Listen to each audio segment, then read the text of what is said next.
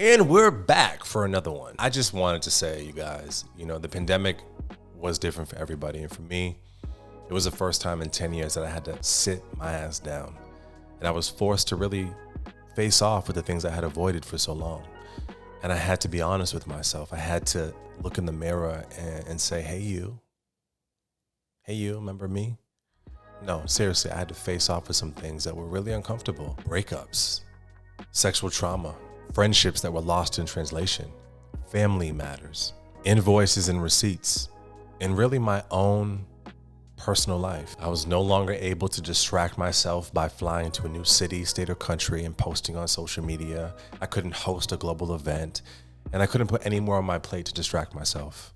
It was time to be honest. And as resistant as I was, I made a choice to stop, to surrender, and to take a social intermission, which quickly turned into a year-long intermission of therapy, of reading books, of going bike riding, of taking walks and hiking on trails, of being alone, of going to yoga, of meditating, of listening to music, of trying new things, of journaling, of revisiting therapy,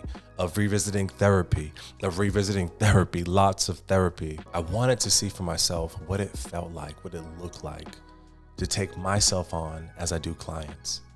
Like to really be serious about my healing. And if I would have breakthroughs, if I would have realizations, if my life would begin to change dramatically as it did for those that I was serving. I was acknowledged for being talented at striking at the source of others' greatest challenge.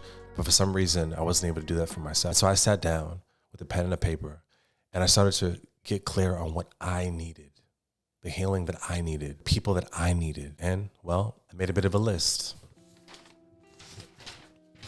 And here it is. I'm going to share it with you.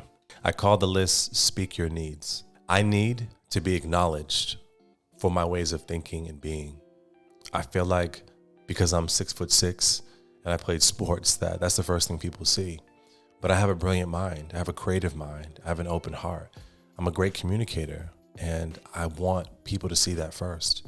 I need to travel often. I think better in the air.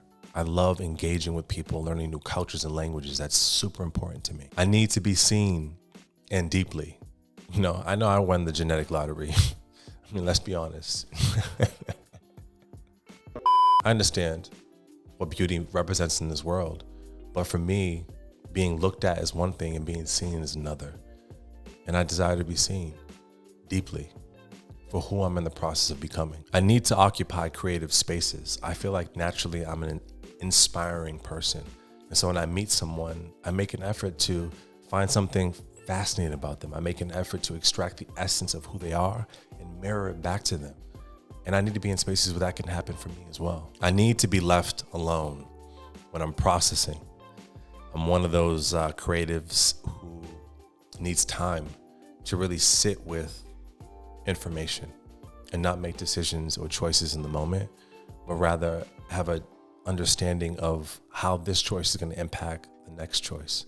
And so I need time and space to do so. I need to be my partner's center of affection, to be touched, my back, my neck, my feet. That's important to me. I'm a physical touch person, and that's a need of mine.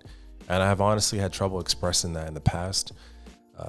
And it's something that I'm working on right now. And I think that speaking my needs has taught me that it's not that they don't want to do it, but people sometimes just don't know. They don't have the information. So if you're not setting someone up for success, then you're certainly not setting yourself up for success. I need to be reached for and embraced in times of sadness or feeling off center. What does that mean? I think a lot of times when someone's upset, we distance ourselves from them so we don't interrupt their process. But there are moments for me where a touch can break everything that's going on up here and bring me back to the moment, bring me back into my body, and allow me to shake off and shift out of that, stuff. I'm a dreamer. I am a dreamer and a visionary, and so I need to be gently invited back to the reality of a moment when I drift off and I begin dreaming. I think in life there are two types of people. There are strings and there are balloons, and I'm a balloon. I think in layers, textures, and colors. And strings are linear thinkers. They're black and white thinkers. They think left to right, up, down.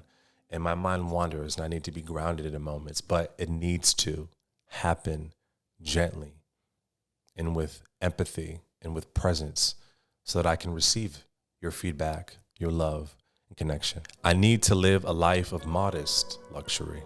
I like the finer things in life. Why? Because I spent a lot of my life not having those experiences. And it's not about the money for me. It's more about the experience for me.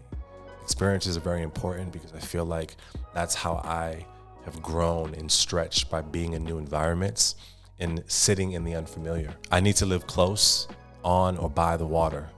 Everywhere I've lived in the world, Australia, California, Massachusetts, Miami, London, UK, it's been by a body of water. I think I have a strong connection to water because my father was a lifeguard, and when he was cremated, his ashes were thrown into the ocean. My mom was a swimmer, and I grew up around the Cape Cod area, New Bedford, Massachusetts. So I've always been around water, and it's very important to me. It's how I cleanse after a workshop or training. It's how I reset energetically. It supports me vibrationally. Being in water, by water, near water is healing for me. It's one of my sanctuaries, quite frankly. I need to become a healthy and heart-centered father. I think a lot of men, a lot of fathers, a lot of dads, the only way they know how to get rid of their pain is by passing it on to someone else. And I think why I'm so committed to my healing journey is because I know if I don't take these things on now, I will pass them on to my children. So being a heart-centered and a present father is important to me. It's necessary. And lastly, I need to be sincerely understood by those I choose to be in relationship with. And why that's important to me is because if I'm choosing to be in relationship with you, it's because I have a strong desire to heal with you. That I feel you have medicine for me and I for you. And it's important that we take the time to invest in those relationships. These are just some of my needs.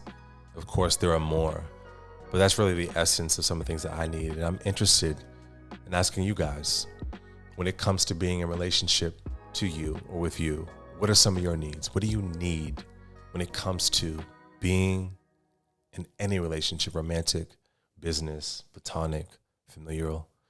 What is it that you need? I want you to take some time and comment below and join me in this conversation. I'm signing off for now.